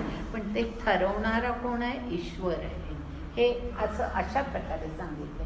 तैसी ईश्वर सत्ता योगे चेष्टती भूते. सगळी भूत मात्र ही ईश्वर सत्ता योगे प्रारब्धानुसार जीव प्राप्त होतो, पण त्यानंतर आपण जे कर्म करतो ते कर्म मात्र ईश्वर सत्तेने घडत असतं. जैसे चेष्टा आपुलिया समुद्राधिक धनंजया चेष्टती चंद्राचिया सन्निधी येकी. थोडक्यात सांगते अर्थ ह्याचा की ज्याप्रमाणे चंद्र इतका दूर आहे कुठेतरी, पण चंद्राच्या मुळे समुद्रावरती जो परिणाम होतो की समुद्राला भरती येते, ओहोटी येते, हे जे काही घडतं हे सगळं तो चंद्राच्या ह्याच्याप्रमाणे, चंद्राच्या कलेप्रमाणे त्या गोष्टी घडत असतात. म्हणजे तो दूर असला तरी सुद्धा त्याचा परिणाम, सन्निधी असं म्हटलंय तरी सुद्धा तो जो परिणाम घडतो त्या अर्थाने तो सन्निधी शब्द वापरलाय. त्यानंतर मध्ये पुन्हा एक ओवी सोडून 14वी ओवी घेते. तैसी बीज प्रकृती वशे अनेके भूते येके ईशे चेष्ट विजती तो असे तुझा हृदयी. म्हणजे बीज प्रकृती वशे म्हणजे बीज काय आहे तर प्रकृती हे बीज आहे, त्याच्याप्रमाणे अनेक भूत ही कार्य करत असतात त्या प्रकृतीनुसार, परंतु एकच ईश्वर चेष्ट विजती म्हणजे तो त्यांना तशी कार्य करायला लागतो. म्हणजे प्रकृतीला सुद्धा प्रेरणा देणारा कोण आहे? ईश्वर. त्या प्रकृतीला सुद्धा प्रेरणा देणारा ईश्वर आहे. प्रकृती कार्य करत असते पण प्रकृतीच्या मागे प्रेरक कोण आहे? ईश्वर आहे. तर ते ह्या ठिकाणी सांगितलेलं आहे. आणि पुढे म्हटलंय तुझा हृदय. तो जो ईश्वर आहे तो अर्जुना तुझ्या हृदयामध्ये सुद्धा आहे. तो जसा सर्वांच्या हृदयात आहे तसा तो तुझ्या हृदयामध्ये आहे. आणि मग आता पहा पुढे फार सुंदर हे अर्जुन पण न घेता, सुंदर होईये आणि अर्जुन न घेता मी ऐसे जे पंडुसुता उठतसे जे ते तत्वता तयाचे रूप. म्हणजे तू तुझं अर्जुनपण जर बाजूला ठेवशील, हां म्हणजे देह, मी देह, अर्जुन हा माझा देह, हे तुझं अर्जुनपण जर तू बाजूला ठेवशील, ते न घेता मी म्हणजे तुझ्या आतमध्ये जो ईश्वर आहे तो मी, हां तो मी, त्या अर्थाने मी हा शब्द येते. हे अगदी नीट लक्षात घ्या, नाही तर ह्या ओवीतला अर्थ आपल्याला लक्षात येत नाही. अर्जुन पण दूर सारून मग आपलं स्वरूप काय राहतं, अर्जुनाचं स्वरूप काय राहतं तर ईश्वर हेच त्याचं स्वरूप राहतं आणि तो ईश्वर त्याच्या आईमध्ये आहे. मी ऐसे जे पंडुसुता उठत असेल ते तत्वता तयाचे रूप, ते त्याचं रूप आहे. की तुला ज्या वेळेला वाटतं की ईश्वर आणि हे शेवटी घडतं, हे ज्ञानेश्वरीच्या शेवटी तर इतक्या सुंदर शब्दामध्ये आहे, ते आपण आता पाहणारच आहोत 2-3 तासामध्ये. तर हे इथून आता त्या सगळ्या विचाराला सुरुवात झाली आहे की तुझं अर्जुन पण तू दूर केलंस की राहील कोण? ईश्वर राहील. आणि तो ईश्वर तुझ्याकडून कार्य करून घेतोय हे सतत मनामध्ये तू ठेवायचं आहेस. आणि पुढे मग म्हटलंय या लागी तो प्रकृती ते प्रवर्तील हे निरुते. हे बघा मी आत्ताच सांगितलं ना, प्रकृतीच्या मागे प्रेरणा कोणाची असते? ईश्वराची. प्रेरक कोण आहे? ईश्वर आहे. तर तो जो आहे ईश्वर, आपल्या आतलाच ईश्वर, आपल्या आतलाच ईश्वर आपल्या प्रकृतीला प्रवर्तवील म्हणजे तो निरुते म्हणजे अगदी स्पष्टपणे तो त्या तशा प्रकारची प्रेरणा देणार तुझ्या प्रकृतीला. आणि मग आणि ते झुंजवील तू ते न झुंजसी जरी तू कितीही ठरवलंस की मी झुंजणार नाही असं ठरवलंस तरी सुद्धा ती प्रकृती आणि तो ईश्वर, कारण तो तुझ्या आतच आहे आणि तोच सूत्रधार आहे आणि तो प्रकृतीच्या मागे प्रेरणा आहे. आता हा सगळा संबंध लक्षात आला ना. प्रकृती कार्य करते पण प्रकृतीच्या मागे प्रेरक कोण आहे? ईश्वर आहे. आणि तो ईश्वर आपल्यामध्येच आहे. तेच अर्जुनाला इथे सांगितलंय, तो तुझ्यामध्येच आहे आणि तो तुझ्या प्रकृतीला प्रेरणा देणारच आहे. आणि त्यामुळे तू कितीही ठरवलंस मी लढणार नाही तरी सुद्धा तू लढशीलच. म्हणून ईश्वरू तो गोसावी तेने प्रकृती हे नेमावी तिया सुखे राबवावी इंद्रिये आपुली. गोसावी ह्याचा अर्थ स्वामी. स्वामी तो ईश्वर हा स्वामी आहे. त्याच्या हातात सगळी, स्वामी याचा अर्थ सत्ता, त्याच्या हातात सगळी सत्ता आहे. तो सत्ताधारी आहे. आणि तेने प्रकृती हे नेमावी म्हणजे प्रकृतीला प्रेरणा त्यांनी द्यायची. आणि मग प्रकृतीला जशी प्रेरणा मिळते त्याप्रमाणे काय होतं? तिया सुखे राबवावी इंद्रिये आपुली. त्याप्रमाणे आपली इंद्रिय आपण राबवायची असतात. जशी प्रकृतीला प्रेरणा ईश्वराने दिलेली आहे त्याप्रमाणे आपण आपली इंद्रिय राबवायची असतात. पुढे तू करणे न करणे दोन्ही लावूनी प्रकृतीचा मानी. प्रकृतीही का अधीनी हृदयस्था जया. म्हणजे प्रकृती कशी आहे? त्या हृदयस्थ ईश्वराच्या अधीन आहे. प्रकृती हृदयस्थ ईश्वराच्या अधीन आहे. त्यामुळे तू करायचं का तू करायचं नाही हे दोन्ही कोण ठरवणार आहे? तर ती प्रकृती आणि तो हृदयस्थ ईश्वर. खरं म्हणजे हृदयस्थ. आता पुढे जातोय आपण आणि पुढे 62वी ओवी आहे. 62वी त्या 62वा जो श्लोक आहे ना त्याच्यातले पहिले फक्त शब्द घेते आणि ते महत्त्वाचे आहेत म्हणून घेते. त्याचा अर्थ ओव्यांमध्ये येणारच आहे पण तो अगदी साधे आणि सोपे शब्द आहेत. तमेव शरणं गच्छ सर्व भावेन भारत. म्हणजे म्हणून आता लक्षात घे अर्जुना, भारत म्हणजे अर्जुनाला म्हटलेलं आहे कारण तो भरत वंशाचा होता म्हणून त्याला भारत म्हटलेलं आहे. तर तू हे लक्षात घे. शरणं गच्छ त्याच एकाला, तमेव म्हणजे तो जो एक हृदयस्थ ईश्वर आहे त्या हृदयस्थ ईश्वराला तू पूर्णतः शरण जा. आता अगदी आपण शेवटच्या ओव्यांकडे आलेलो आहोत, शेवटच्या भागाकडे आलेलो आहोत आणि ही ईश्वरनिष्ठा किंवा ईश्वर शरणता ही खरी गीतेची शिकवण आहे की कर्म कसं करायचं आहे तर ईश्वराला पूर्णतः शरण जायचं आहे. अशा प्रकारे आपण ज्या वेळेला कर्म करतो त्यावेळेला ते कर्म आपण ईश्वराला समर्पित केलेलं असतं. पूर्णतः शरणता. आपण ठरवायचं नाही की हे मी करणार नाही. जे आतापर्यंत अर्जुन ठरवत होता, आपल्या बुद्धीने तो ठरवत होता की हे युद्ध माझ्या बुद्धीला माझ्या मनाला पटत नाही आहे कृष्णा, असं त्यांनी स्पष्टपणे सांगितलेलं आहे सुरुवातीला. ते त्याला आता असं सांगितलंय की तू हे सगळं, तुझी बुद्धी आणि तू तुझा आत्मा हे सगळं आता ईश्वराला शरण जाऊ दे. आता ओव्या बघा. 19वी ओवी जी आहे ती अशी आहे. तया अहम वाचा चित्त आंग देऊनी या शरण रिग महोदधिका गांग रिगाल जैसे.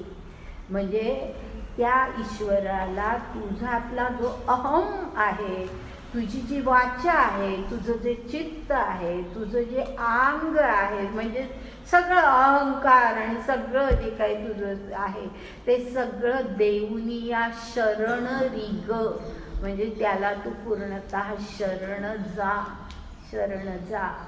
आणि त्याला उदाहरण दिलंय, महोदधी का गांग रिगाले जैसे. महोदधी म्हणजे समुद्र, सागर. गांग म्हणजे गंगेचं पाणी. गंगेचं पाणी जसं एकदा का समुद्रामध्ये शिरलं की पुन्हा ते मागे येत नाही, त्याप्रमाणे तू त्याला शरण जा, त्याच्यामध्ये तू एकरूप होऊन जा, शरण जा. पुढे आता 22वी ओवी पाहिजे, मधल्या ओव्या सोडल्या, तिये 22वी ओवी आहे. तिये निजात्मपदीचा रावो होऊन ठाकसी अव्ययो, म्हणे लक्ष्मी ना हो पार्था तू.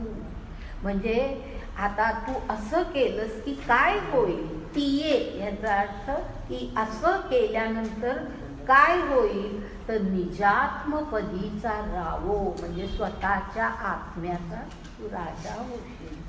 होऊन ठाकसी अव्ययो म्हणजे तू जसा ईश्वर अव्यय आहे तसा तू अव्यय होशील. म्हणे लक्ष्मी नाहो. लक्ष्मी नाहो म्हणजे लक्ष्मीपती. लक्ष्मीपती नाहो, लक्ष्मीपती म्हणजेच भगवान श्रीकृष्ण पार्थाला असं म्हणाले. लक्ष्मीपती म्हणजे विष्णू म्हणतो आपण, म्हणजे विष्णूचं हे रूप म्हणून असं अशा. हो, अशाच अनेक वेळा आलंय लक्ष्मीपती हे श्रीकृष्ण, कारण श्रीकृष्ण हे त्याचंच रूप आहे. आता पुढचा 63वा जो श्लोक आहे ना, त्या श्लोकातला पुन्हा एक श्लोकातला एक शब्द आधी घेते आणि मग ओव्या घेते आता. आणि तो शब्द खूप महत्त्वाचा आहे म्हणून घेते आणि सोपा आहे. अगदी शेवट त्या श्लोकाचा जो शेवट आहे ना, यथेच्छसी तथा कुरु. हा, आता हे सगळं सांगून झालं अर्जुनाला आणि मग शेवटी आता भगवान श्रीकृष्ण म्हणतायत यथेच्छसी तथा कुरु. आता मी तुला सांगायचं सगळं सांगितलंय, आता तुला जे काय वाटेल ते तू कर. यथेच्छ तुझ्या इच्छेने तुला जे काही योग्य वाटेल ते तू कर. आणि मग ओव्या पण छान आहेत. ओव्या अशा आहेत पहा. हे गीता नाम विख्यात सर्व वाङ्मयाचे मथित, आत्मा जेणे हस्तगत रत्न होय. हे ज्ञानदेव म्हणतात की हे गीता कशी आहे तर वाङ्मयाचं मथित. मथित म्हणजे लोणी काढतो ना आपण, मंथन करून जे लोणी काढतो, सगळ्या वाङ्मयाचं मथित आहे. म्हणजे त्याचा अगदी अर्क चांगला अंश, अर्क म्हणजे चांगला अंश त्याचा जो आहे ते असं ते मथित आहे. आत्मा जेणे हस्तगत म्हणजे हे का मथित आहे तर ज्याच्यामुळे आत्मा हस्तगत होतो. म्हणजे आपण आत्मा आहोत ही जर आपण गीतोपदेश योग्य प्रकारे स्वतः अनुसरला तर आपली स्थिती काय होते की आपण शरीर आहे हे विसरतो आणि आत्मा हीच भावना निर्माण होते. आत्मा जेणे हस्तगत रत्न होय, असं रत्नाप्रमाणे ती आपली स्थिती होते किंवा त्या आत्मा हेच आपलं रूप होतं. आता त्याच्या मधल्या ओव्या गाळून मी 26वी ओवी घेते. 26वी आणि ती अशी आहे. ते हे गा आत्मज्ञान मज गौप्याचेही गुप्तधन, परी तू म्हणून आणि केवी करू. असं म्हणतात भगवान की हे सगळं जे आत्मज्ञान या गीतेमध्ये मी तुला सांगतोय ना, हे काय आहे तर मज गौप्याचेही गुप्तधन म्हणजे गुप्ततेचंही गुप्त, अगदी गौप्य आहे त्याचंही अर्कच असं हे जे आहे. म्हणजे ते मी इतर कोणाला देणार नाही पण ते मी तुला सांगतोय असा भाव आहे त्याच्यामध्ये. पण तो कसा म्हटलाय त्यांनी, परी तू म्हणून आणि केवी करू. म्हणजे तू काही माझ्यापेक्षा वेगळा आहेस का. तू म्हणून आणि जो शब्द आहे ना त्याचा अर्थ असा आहे तू माझ्यापासून काही वेगळा तर राहिलेलाच नाही आहे, तू आणि मी आता एकच झालेलो आहोत. तर तू म्हणून आणि केवी करू, म्हणजे तू माझ्यापासून आता वेगळा नाहीच आहेस. तर माझं गौप्य हे तुला सांगणं काय आणि मला सांगणं काय एकच. आणि तेच पुढे आहे पहा, या कारणे गा पांडवा हा आम्ही आपला हा गुह्य ठेवा तुझं दिदला कणवा जाकळीलेपणे, म्हणजे मी हा माझा गुह्य ठेवा तुला दिला आहे. तो कशासाठी? कणवा म्हणजे कळकळीने दिलाय. कणवा म्हणजे तुझ्याबद्दल मला अत्यंत कणव आहे, कळकळीने मी तुला दिला आहे. आणि अशा प्रकारे दिला आहे जाकळीलेपणे, म्हणजे तुला आकलन व्हावं अशा प्रकारे मी तुला दिलाय. तुला आकलन व्हावं अशा प्रकारे दिलाय. जाकळीलेपणे म्हणजे मला तुझ्याबद्दल अत्यंत कळकळ आहे, म्हणून तुला ते पूर्ण कळावं अशा प्रकारे हा गुह्य ठेवा मी तुला दिलेला आहे. आता त्याच्यामधल्या काही ओव्या गाळून 31वी ओवी बघा. 31. तैसे सर्वज्ञेही मिया सर्वही निर्धारुनिया निके होयते धनंजया सांगितले तुझं.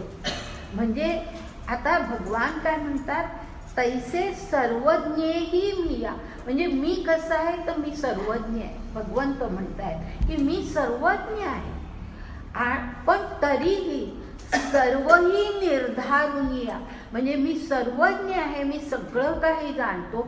आणि म्हणून माझ्या ज्ञानाच्या आधारे मी निर्धारुनिया, मी निर्धार केलेला आहे, निश्चय केला आहे, निर्धार केलेला आहे. आणि काय केलेला आहे तर तू असा निर्धार केलेला आहे तर निके होयते धनंजया सांगितले तुझं. निके म्हणजे जे सर्व उत्तम आहे, सर्वात जे काही उत्तम आहे ते मी तुला सांगितलेलं आहे. निके याचा अर्थ उत्तम, सर्वात उत्तम जे काही आहे ते मी तुला सांगितलेलं आहे. आणि तो निर्धार केलाय, कारण तुझ्याबद्दल अत्यंत कळकळ आहे मला, तुला सगळं समजावं अशी माझी इच्छा आहे. आणि म्हणून उत्तम जे काय आहे ते मी तुला सांगितलेलं आहे. आणि आता पुढे म्हटलंय जसं ते यथेच्छसी तथा करू ना त्या श्लोकात, आता तेच आता इथे ओवीमध्ये, आता तू ययावरी निके हे निर्धारी निर्धारुनी करी आवडे तैसे. कळलं ना किती सोपं आहे की आता सगळं जे उत्तम आहे ते मी तुला सांगितलंय, पण आता तू ह्याच्यावर विचार कर आणि निके हे निर्धारी. मग उत्तम काय आहे? निके पुन्हा शब्द वापरलाय. उत्तम काय आहे ह्याचा निर्धार तू कर, ह्याचा निर्णय तू घे. आणि निर्धारुनी करी आवडे तैसे, जसं तुला इच्छा असेल त्याप्रमाणे कर. आवडे म्हणजे इच्छा, तुझ्या इच्छेप्रमाणे तू कर. यया देवाची या बोला अर्जुनी उगाची ठेला, तेथ देव म्हणती भला तुला दोषुही तया. सॉरी अवंकुचू कोसी, मी पण म्हटलं एकदम कुठे हा शब्द आला. यया देवाची या बोला अर्जुन उगाची ठेला, तेथ देव म्हणती भला अवंचकू होसी. अवंचकू म्हणजे असं मुकाट राहणं, गप्प राहणं म्हणजे अवंचकू. अवंचकू म्हणजे बोलायचं नाही, न बोलता गप्प राहणं. हां, गप्प राहणं. तर हे देवानी ज्या वेळेला म्हटलं की आता तुझा निर्धार तू कर, असं म्हटल्यानंतर या देवाची या बोला अर्जुनी उगाची ठेला, एकदम गप्पच झाला तो की आता आपल्यावरच निर्णय सोपवलाय, तर तो गप्प झाला. आणि त्याला ते देवो म्हणती भला अवंचक होसी, म्हणजे तू असा मुकाट का उभा राहिलायस हे त्या भगवंतालाही आश्चर्य वाटतंय की तू गप्प का राहिलायस. आणि पुढे म्हटलंय, आता पहा मधल्या थोड्या ओव्या गायते आणि 37वी ओवी घेते, अगदी छान जुळून येतो म्हणून तशी घेते. पै उगेपणा तुझिया सर्वज्ञा हा अभिप्रावो की धनंजया, जे एक वेळ आवा कुनिया सांगावे ज्ञान. म्हणजे हा तुझा उगेपणा जो आहे, म्हणजे तू जो गप्प राहिला आहे, तर त्याचा अर्थ असा आहे का काय की जे एक वेळ आवा कुनिया सांगावे ज्ञान, म्हणजे थोडक्यात तुला पुन्हा मी हे ज्ञान सांगावं अशी तुझी इच्छा आहे का काय. म्हणजे तुला काही समजलं नाहीये, मी ते पुन्हा सांगावं. थोडक्यात आवा कुनिया ह्याचा अर्थ थोडक्यामध्ये तुला पुन्हा, म्हणजे काही अक्षरात काही शब्दात मी पुन्हा ते मांडावं अशी तुझी इच्छा आहे का काय. आता पुढची ओवी. तेथ पार्थू म्हणे दातारा, म्हणे भले जाणसी माझी अंतरा, हे म्हणो तरी दुसरा जाणता असे कोणी काही. म्हणजे दातारा ह्याचा अर्थ असा की दातारा म्हणजे देणारा, भरभरून देणारा असं, किंवा जो जाणून देणारा असतो त्यालाही दातारा असं म्हणतात. तर अशा प्रकारे पार्थ म्हणतो की भले जाणसी माझी या अंतरा, तू मला बरोबर ओळखतोस, की मला काय वाटतंय हे तू बरोबर ओळखतोस. असं हे म्हणो तरी दुसरा जाणता असे कोणी, असं म्हणणारा दुसरा कोणी असू तरी शकेल का. इतकं सांगितलंयस तू तरी पुन्हा माझ्या अंतरात कुठेतरी तू अशी इच्छा आहे की तू आणखीन काहीतरी सांगावं. आता पुढे पहा 39वी. येर ज्ञेय हे जी आघवे, तू ज्ञाता एकची स्वभावे, मा सूर्य म्हणून वानावे सूर्या ते काही. अरे म्हणजे आता अर्जुन त्याची स्तुती करतोय आणि अशा प्रकारे करतोय की येर ज्ञेय हे जे जी आघवे, हे जे सगळं ज्ञान तू मला दिलंस, तू ज्ञाता एकची स्वभावे, हे सगळं जाणणारा ज्ञाता तू एकच आहेस. जसा मा सूर्य म्हणून वानावे सूर्या ते काही, म्हणजे सूर्याची स्तुती काय करायची आपण, तशी आता मी तुझी स्तुती काय करू, असं अर्जुन म्हणतोय की हे ज्ञान फक्त तुलाच आहे. आपण मी तुझी आणखीन आता ह्याच्यापेक्षा स्तुती करू काय. सूर्याची जशी स्तुती करता येत नाही तशी तुझी तरी मी काय स्तुती करू. या बोला श्रीकृष्णे म्हणितले काय येणे, हेची थोडे गा वानणे, जे बुजतासी तू. सुंदर आहे हा ही जी ओवी आहे ना, त्याच्यामध्ये फार सुंदर अर्थ आहे की श्रीकृष्ण काय म्हणतोय. या अर्जुनाच्या या बोलावरती श्रीकृष्णाने असं म्हटलंय, काय म्हणतोयस हे की माझी स्तुती करावी, असा विचार तरी तू का करतोयस. माझी स्तुती करण्याची गरजच नाही आहे, असा खरं म्हणजे त्याच्यामध्ये अर्थ आहे. माझी स्तुती तू करण्याची गरजच नाही आहे. का गरज नाही आहे. हा जो पुढचा अर्थ आहे ना, तो फार पुढचे शब्द आहेत ते फार सुंदर आहे. हेची थोडे गा वानणे, जे बुजतासी तू, म्हणजे बुजणे याचा अर्थ समजणे की तुला मी सांगतो हे सगळं समजतं, तुला ते सगळं अंतरात जातं. ह्याच्यापेक्षा आणखी माझी स्तुती काय असू शकते. किती सुंदर आहे ना, अतिशय सुंदर मला हे शब्द वाटले की हेची थोडे गा वानणे, ही काय कमी स्तुती आहे का माझी, की मी सांगतोय हे तुला समजतं, याच्यापेक्षा आणखी माझी स्तुती काय करायची आहे. अर्जुना म्हणजे खरोखर दोघं एकमेकाला हे आहेत अगदी, ह्याला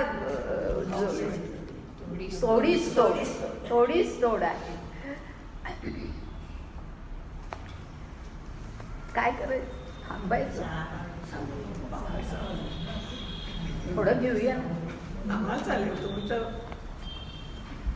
कारण संपायचं आहे आता.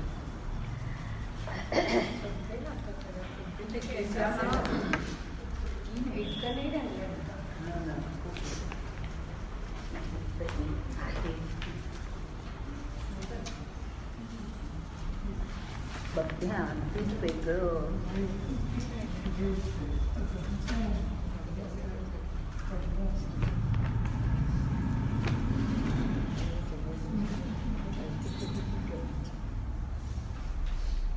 एवढं एक घेते बरं का. 64व्या ओवीनंतर ते 64व्या श्लोकानंतरच्या ओव्या घेते. कारण 65 आणि 66 हे मला एकत्र घ्यायचं आहे. 65 आणि 66 अत्यंत महत्त्वाचे श्लोक आहेत गीतेतले. ते आपण एकत्र घेऊया. 64वा संपून टाकू. 64 श्लोकानंतरच्या ज्या ओव्या आहेत त्यातल्या थोड्या ज्या घेते मी त्या अशा. पहिली 41वी ओवी घेते. तरी अवधान पघळ करून या आणिक एक वेळ वाक्य माझे निर्मळ अवधारी पा. म्हणजे पघळ याचा अर्थ विस्तारित करून. पघळ करणे म्हणजे विस्तार करणे. तुझं अवधान अगदी पूर्ण विस्तारित कर. म्हणजे काही सोडू नकोस. मी जे बोलतोय त्यातला एक शब्दही तू सोडू नको. त्याला विस्तार असा म्हणून विस्तार. अवधान पघळ करून या आणिक एक वेळ वाक्य माझे निर्मळ अवधारी पा. आता त्याच्यानंतर मधल्या 2-3 ओव्या गाळून 45वी ओवी. एरवी द्वैताचा वारी वार आहे ना, वारा, द्वैताचा वारा सारुनी वारी आहे. द्वैताची वारी आहे. इतकं पुस्तक दिलंय. एरवी द्वैताची वारी सारुनी ऐक्याचा परिवारी भोगीजे ते अवधारी रहस्य हे. म्हणजे आता हे कसं ऐकायचं आहे तू म्हणजे आधी त्याला सांगितलं विस्तार, अवधानाचं विस्तार करून ऐक असं सांगितलंय. आता त्याला असं सांगतात एरवी द्वैताची वारी सारुनी. म्हणजे जी वारी ह्याचा अर्थ येरझार. जी द्वैताची येरझार असते की अर्जुन वेगळा आहे आणि भगवंत वेगळा आहे. हे जे द्वैताची येरझार असते, कधी ते दोन एकत्र होतात, कधी ते दोन वेगळे होतात, ती येरझार. तर एरवी द्वैताची वारी सारुनी ऐक्याचा परिवारी. म्हणजे दोन परिवार म्हणजे काय, आपण दोन एकत्र होऊन भोगीजे ते अवधारी रहस्य हे. म्हणजे आता मी जे तुला रहस्य सांगणार आहे ते ऐक्य, तू आणि मी एकच आहोत अशा प्रकारे तू ते ऐक. आता त्याच्यापुढे 48व्या ओवीतले शेवटचे शब्द फक्त घेते किंवा संबंध ओवी घेऊया. तैसे पाठा तुझे निमिषे. फार सुंदर आहे बरं का ती ओवी. संबंध ओवी घेते. तैसे पाठा तुझे निमिषे मी बोले आपण याची दोषे. दोषे आणि तो शब्द बरोबर आहे दोषे. आणि त्याचा अर्थ काय आहे तो सांगते मी. दोषे ह्याचा अर्थ उद्देशाने असा आहे. उद्देशाने. हां, उद्देशाने. तैसे पार्था तुझे निमिषे म्हणजे मिशे याचा अर्थ तुझ्या निमित्ताने मी बोलतो आहे.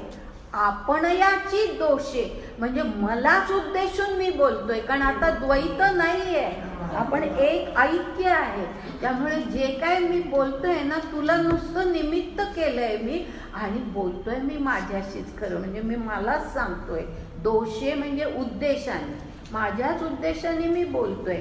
आणि माझा तुझा ठाई असे मी तूपणागा. म्हणजे आता तू आणि मी ह्याच्यातला दुजेपणा आहेच कुठे असा त्याचा अर्थ आहे की दुजेपणा आता राहिलेलाच नाहीये. मी तूपणा हा संपलेलाच आहे. म्हणून जिव्हारीचे गुज सांगतसे जीवासी तुझ. हे अनन्य गतीचे मज आधी व्यसन. व्यसन ह्याचा अर्थ छंद, आवड. व्यसन ह्याचा अर्थ छंद किंवा आवड. व्यसन ह्याचा चुकीचा अर्थ घेऊ नका. व्यसन मला वाचण्याचं व्यसन आहे असंही आपण म्हणतो की तर व्यसन याचा छंद असा अर्थ होतो. तर म्हणून जिव्हारीचे गुज सांगत असे जिवासी तुझं हे अनन्य गतीचे मज आती व्यसन. अनन्य व्हायचं, तुझ्यापासून मी वेगळा आहे असं मला वाटतच नाही. आपण दोघं एकच आहोत. ह्या अनन्य गतीचं व्यसनच मला आहे. तू आणि मी एकच आहोत असं मला हाच भाव माझा आता कायम आहे. आणि पुढे पहा, मधल्या थोड्या ओव्या गाळून 52वी ओवी पहा. आघवीची गुढ जे पाहुनी अति उघड ते गौप्य माझे चोखड वाक्य ऐक. म्हणजे सगळं आघवीची गूढ म्हणजे गुढातलं गूढ, गौप्यातलं गूढ, गौप्यातलं गौप्य जे पाहुनी अति उघड ते गौप्य माझे चोखड वाक्य ऐक. आता मी ते तुला वाक्य म्हणजे सूत्र रूपाने माझं जे सगळं गौप्य आहे, गुपित आहे ते सगळं मी तुला सांगतो. आता कदाचित असं तुमच्या मनात येईल की अनेक वेळा हा गौप्य गौप्य शब्द वापरलेला आहे, तर पुन्हा पुन्हा तेच सांगतायत का? तर तसं नाही आहे. तर ह्याच्यामध्ये भाव असा आहे की हे गौप्य जे आहे ते आता आधी जे अर्जुनाला त्यांनी सांगितलं ना की आता तुझा निर्धार तू कर असं त्याला सांगितलं की नाही. जे काय उत्तम आहे ते तुझं तू ठरव. मला जे उत्तम सांगायचं होतं ते मी तुला सांगितलं, आता त्यातलं उत्तम काय आहे ते तू ठरव असं तर त्याला सांगितलंय. पण भगवंत पुन्हा दक्षता घेत आहेत की ह्याला स्वतः निर्णय घेताना सर्वात महत्वाची गोष्ट कोणती हे त्याला कळलं पाहिजे. गौप्यातलं गौप्य त्याला कळलं पाहिजे म्हणून दक्षता घेत आहेत.